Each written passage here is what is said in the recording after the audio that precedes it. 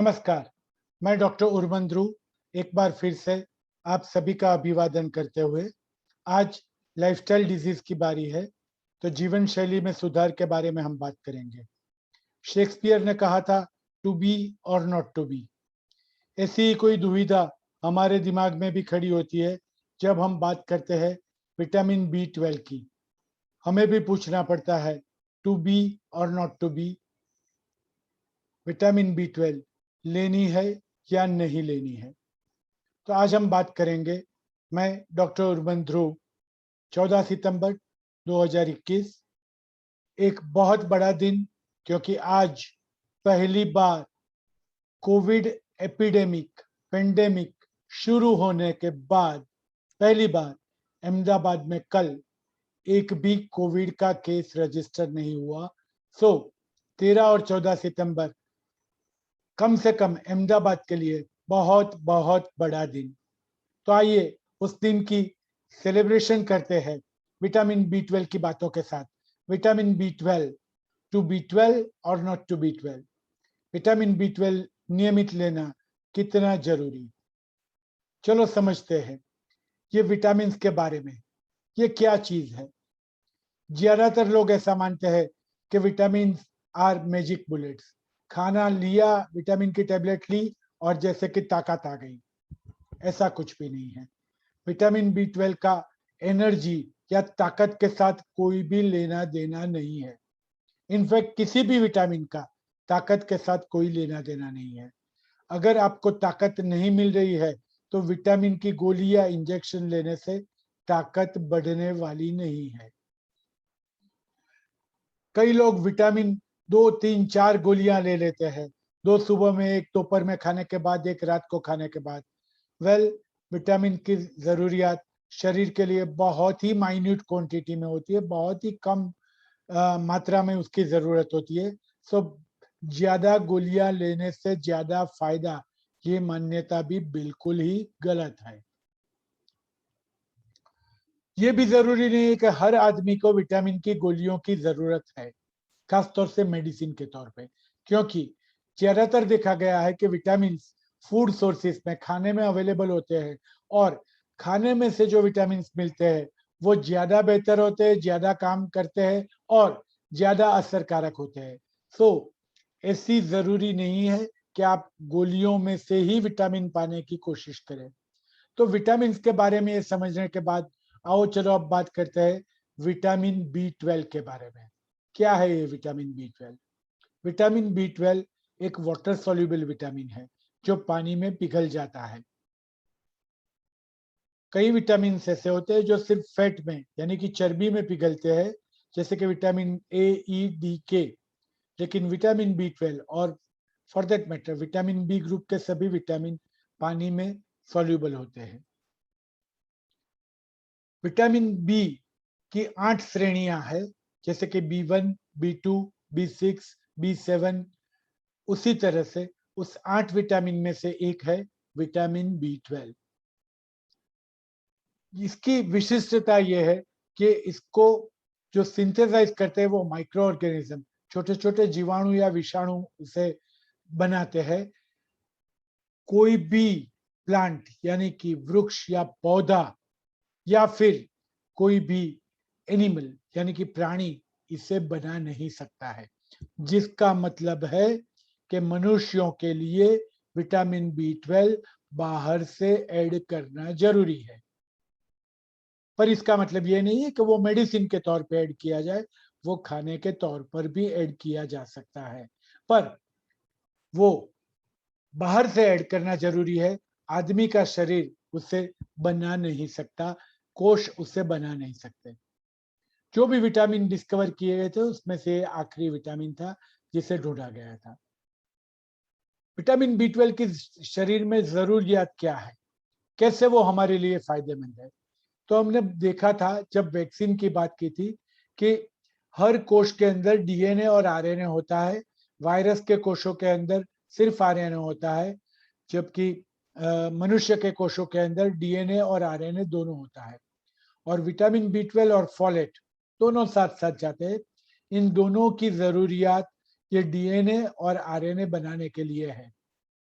DNA और RNA के बिना कोशों का काम शक्य नहीं है, कोशों के बिना टिश्यू का काम शक्य नहीं है, टिश्यू के बिना मनुष्य के शरीर का काम शक्य नहीं है। तो अगर विटामिन बी12 और फॉलेट नहीं है तो डीएनए और आरएनए या तो बनेंगे नहीं, या तो फिर गलत डीएनए या आरएनए बनेंगे, जिसके कारण सेल का रेप्लिकेशन, सेल का जो डबलिंग है उसमें एरर्स आ सकती है और सेल का डेथ भी हो सकता है। इंपॉर्टेंट चीज है, जो हमारे रक्त कण, श्वेत कण और प्लेटलेट्स है, ये सबसे फास्ट डबल होते हुए सेल है, रेप्लिकेट होते हुए सेल है, विभाजित होते हुए सेल है, एक में से दूसरे बनते हुए सेल है, जल्दी से पैदा होते हुए सेल है। ये सेल जो हड्डियों की मज्जा है उसमें बनते हैं और बहुत फास्ट बनते हैं। कैंसर सेल के बाद ये ही सेल ऐसे हैं जो इतने फास्ट बनते रहते हैं और मृत्यु भी पाते रहते हैं। तो जो डीएनए अगर नहीं बनता है तो सबसे पहली असर ये डब्ल्यूबीसी और रेड सेल्स यानी कि रक्त कण और श्वेत कण के ऊपर पड़ती है।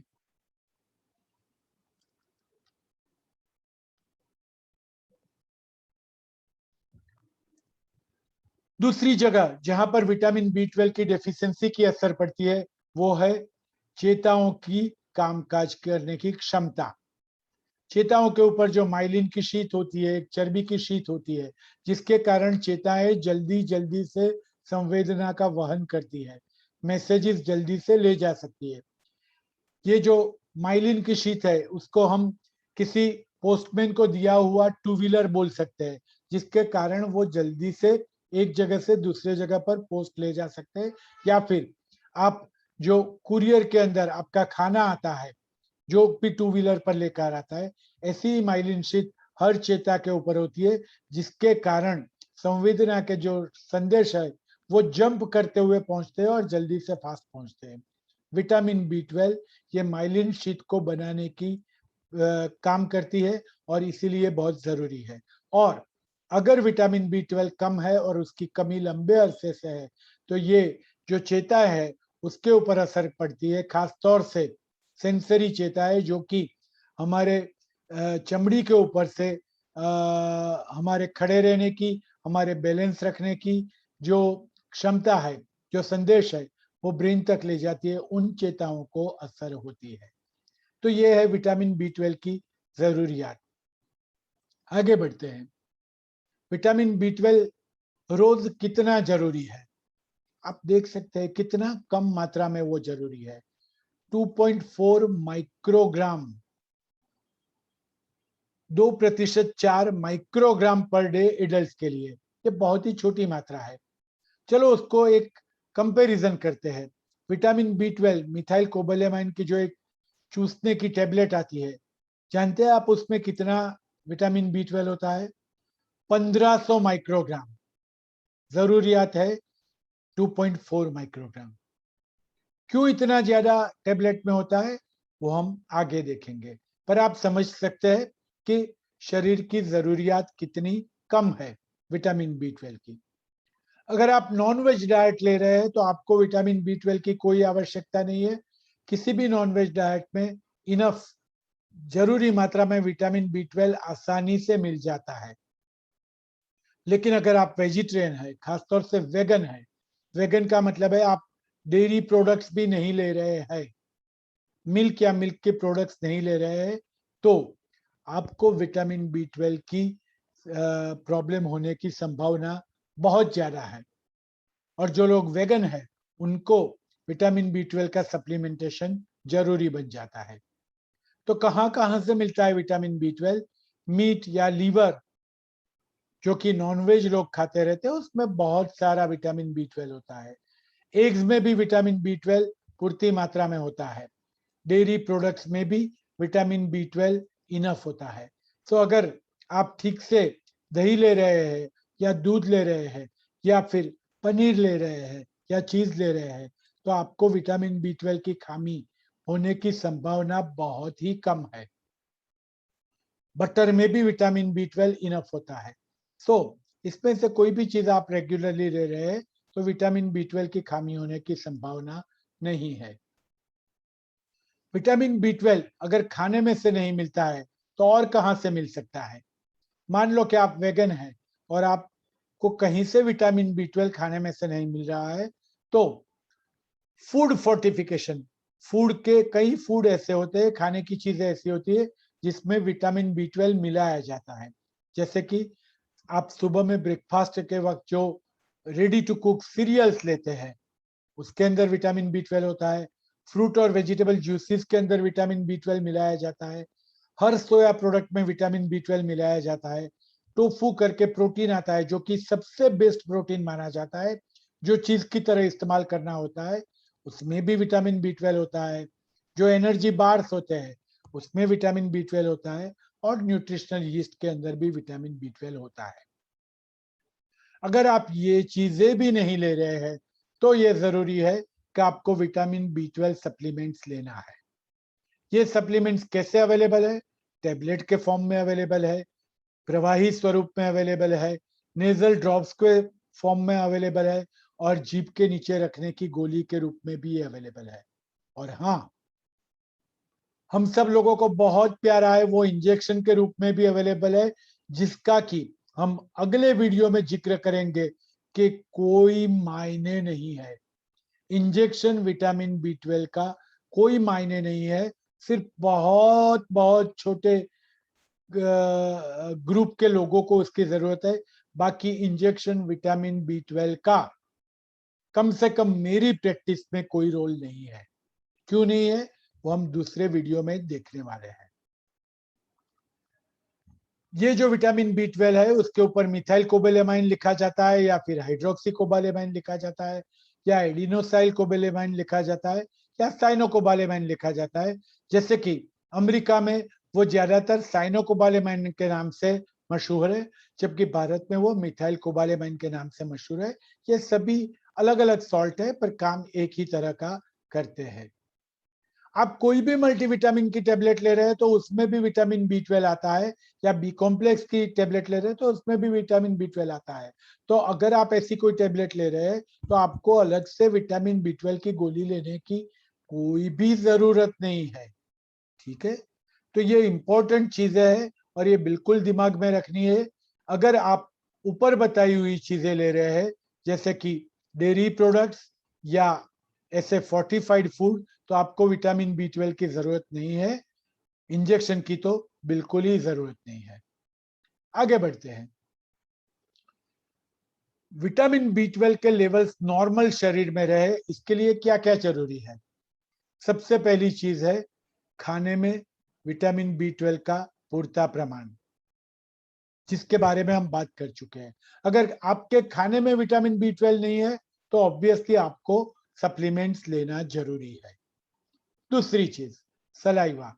आपके मुंह में ठीक से थूक बनता होना चाहिए, सलाइवा बनती होनी चाहिए, क्योंकि ये सलाइवा विटामिन B12 को एक खास तरह के प्रोटीन के साथ बांधती है, ताकि ये विटामिन B12 इंटेस्टिन में पहुंचने से पहले या स्टमक में जाने से पहले नाश न हो जाए। तो ठीक से मुंह में बनता हुआ थूक या सलाइवा बहुत जरूरी है। तीसरी चीज है, जैसे ही ये प्रोटीन के साथ बंधा हुआ विटामिन B12 स्टमक में यानी कि होजरी में, जठर में पहुंचता है, तो वहां पे रहा एसिड उसको प्रोटीन से अलग करता है। जब तक ये प्रोटीन से विटामिन B12 अलग नहीं होता है तब तक वो खून में नहीं मिल सकता।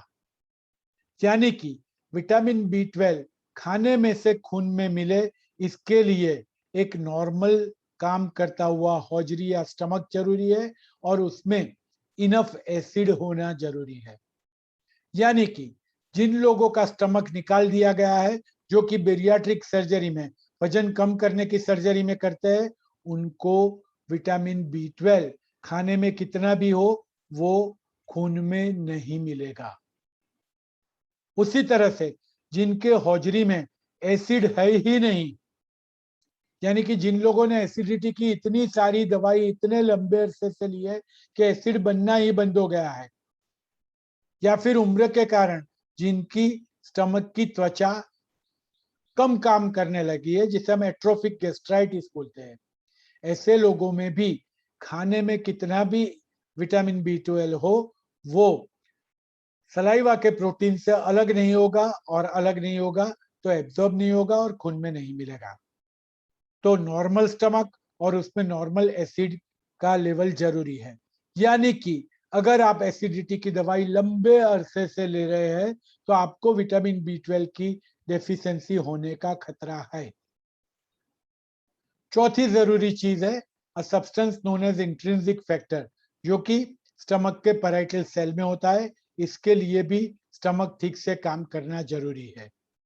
अगर ये सब चीजें नहीं होती है तो भी एक और तरीका है। अगर आप जीभ के नीचे चूसने वाली विटामिन B12 की गोली रखो तो करीबन 10% विटामिन B12 उसमें से सीधा खून में, मुंह में गोली रखने से हो जाता है। यानी कि पहली वाली 4 चीजों की जरूरत नहीं पड़ती है।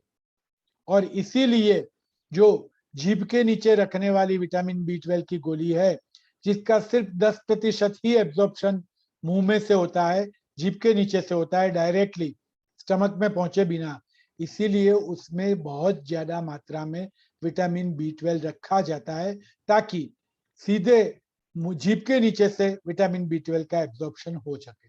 तो यह है अलग अलग चीजें जिसके कारण हमारे शरीर में विटामिन B12 का लेवल नॉर्मल रह सकता है। चलो समझते हैं विटामिन B12 की डेफिशिएंसी किस कारण से होती है। सबसे पहले स्टमक के प्रॉब्लम से हो सकती है, होजरी के प्रॉब्लम से हो सकती है, आंतों के प्रॉब्लम से हो सकती है, खाने के प्रॉब्लम से हो सकती है, और दवाइयों से भी विटामिन B12 की डेफिशिएंसी हो सकती है। स्टमक के कौन कौन से प्रॉब्लम हमने ऑलरेडी देखा। बेरियाट्रिक सर्जरी करके अगर स्टमक का थोड़ा भाग निकाल दिया गया है तो फिर विटामिन B12 का शोषण नहीं होगा, वो खून में नहीं मिलेगा। गैस्ट्राइटिस यानी कि स्टमक की त्वचा उम्र के कारण खत्म हो गई है तो विटामिन B12 का एब्जॉर्प्शन नहीं होगा। पर्निशियस एनीमिया, जहां पर इंट्रिंसिक फैक्टर बनना बंद हो गया है, वहां पर भी ये नहीं होगा। नसीब ये की अच्छी चीज ये है कि पर्निशियस एनीमिया वेस्टर्न वर्ल्ड में बहुत कॉमन कारण है विटामिन B12 डेफिशिएंसी का, पर भारत में ये देखने को नहीं मिलता है, तो आपको उसके बारे में सोचना जरूरी नहीं है। तो स्टमक के दो प्रॉब्लम, सर्जरी या गैस्ट्राइटिस। आंतों के दो प्रॉब्लम, आंतें सर्जरी करके किसी भी कारण से निकाल दिए गए, मेलिग्नेंसी या ट्यूबरकुलोसिस या किसी और वजह से, या फिर लंबे अरसे से एंटीबायोटिक लेने के कारण बैक्टीरिया जो ज्यादा ओवरग्रो होने लगे हैं, वो भी विटामिन B12 का एब्जॉर्प्शन कम कर देते हैं। कई लोग ऐसा मानते हैं कि आरओ का पानी लेने से भी ये होता है, हालांकि ये साबित नहीं हुआ है। पर हाँ, लंबे अरसे तक एंटीबायोटिक्स लेने में, यानी कि 3 हफ्ते या 4 हफ्ते से ज्यादा एंटीबायोटिक लेने से ये चीजें हो सकती है। डाइट जैसे हमने ऑलरेडी बताया, वेगन डाइट लेने में प्रॉब्लम रह सकता है विटामिन B12 कमी का। और ये दो इंपॉर्टेंट दवाइयां बिल्कुल याद रखिए। डायबिटीज की जो गोली है मेटफॉर्मिन नाम की, जो कि ज्यादातर डायबिटीज के मरीजों को हम प्रिस्क्राइब करते हैं, वो नंबर 1 दवाई है, वो बेसिक दवाई है। वो ऐसा साबित हुआ है कि जो लोग वो ले रहे हैं उनमें विटामिन B12 की खामी होने की पूरी संभावना है, उनमें विटामिन B12 का एब्जॉर्प्शन कम हो जाता है, इसलिए उनको सप्लीमेंट की जरूरत है, खास तौर से जीभ के नीचे रखने वाली गोली की, ताकि मेटफॉर्मिन के कारण जो आंतों में से या स्टमक में से एब्जॉर्प्शन नहीं हो रहा है वो प्रॉब्लम चला जाए। PPI और H2 रिसेप्टर ब्लॉकर, भला ये क्या चीज है? PPI यानी प्रोटोन पंप इनहिबिटर। बहुत सारे लोग ओवर द काउंटर ये दवाइयां ले रहे हैं। ये ओमिप्रेजोल, एसोमिप्रेजोल, पेंटोप्रेजोल, ऐसे रेबिप्रेजोल, ऐसे अलग अलग नाम से मिलती है। 8 हफ्ते से ज्यादा ये दवाई कंटिन्यूअस लेने के कारण होजरी में एसिड बनना बंद हो जाता है और विटामिन B12 का शोषण बंद हो जाता है और विटामिन B12 की कमी शुरू हो जाती है। इसलिए ये जो PPI है, ओमिप्रेजोल, रेबिप्रेजोल, एसोमिप्रेजोल और पेंटोप्रेजोल, 8 हफ्ते से ज्यादा कंटिन्यूअस नहीं लेने चाहिए। उसी तरह से H2 रिसेप्टर ब्लॉकर जो कि एसिडिटी के लिए लोग बिना पूछे लेते हैं, वो भी 8 हफ्ते से ज्यादा नहीं लेना चाहिए, बीच में रोक देना चाहिए। अल्कोहल सबसे बड़ी चीज जिसके कारण विटामिन B12 की कमी महसूस होती है। 2 तरह की गोलियों के लिए इंपॉर्टेंट चीजें, नंबर 1 जैसे हमने बताया PPI प्रोटॉन पंप इनहिबिटर को 8 हफ्ते से ज्यादा नहीं लेना चाहिए। वैसे भी उनसे किडनी के भी प्रॉब्लम होने के चांसेस रहते हैं, जिसकी बातें हम कभी और करेंगे। और दूसरा, अगर आप मेटफॉर्मिन ले रहे हैं डायबिटीज के लिए, तो आपका विटामिन B12 का ईयरली चेकअप करवा लेना चाहिए, ये जरूरी है।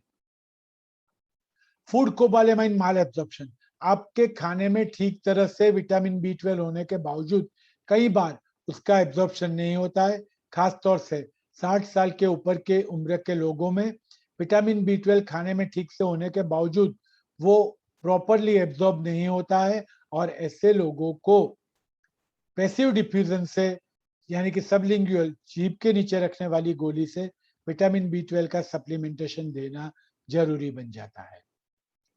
आखिर में सबसे इंपॉर्टेंट पॉइंट क्या है? शरीर के अंदर 2 से 5 मिलीग्राम विटामिन B12 का स्टोरेज होता है। साधारणतः ये लीवर में होता है। 2 से 5 मिलीग्राम, जरूरी कितना है? 2.5 माइक्रोग्राम। 2 से 5 मिलीग्राम का मतलब है 2000 से 5000 मिलीग्राम माइक्रोग्राम।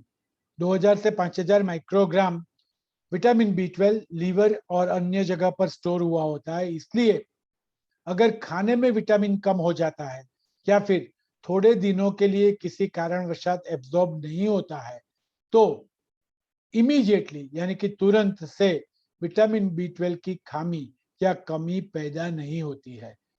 अगर 1 साल तक ये चीजें चालू रहती है तभी ये कमी महसूस होती है, तो ये डरने की जरूरत नहीं है। तो आज हम यहाँ पर ही रुकेंगे।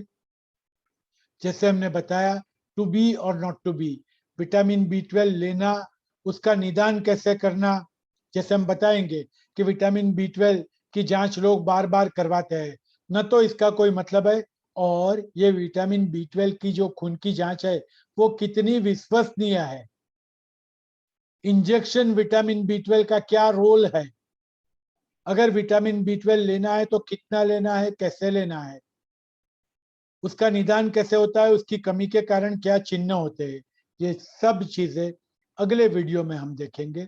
तब तक के लिए नमस्कार, स्टे सेफ। अहमदाबाद में कोरोना का एक भी केस कल नहीं है, पर हफ्ते भर में ये बढ़ सकता है, कभी भी बढ़ेगा। इसलिए stay safe, stay healthy, 6 foot की दूरी, मास्क अब भी है जरूरी।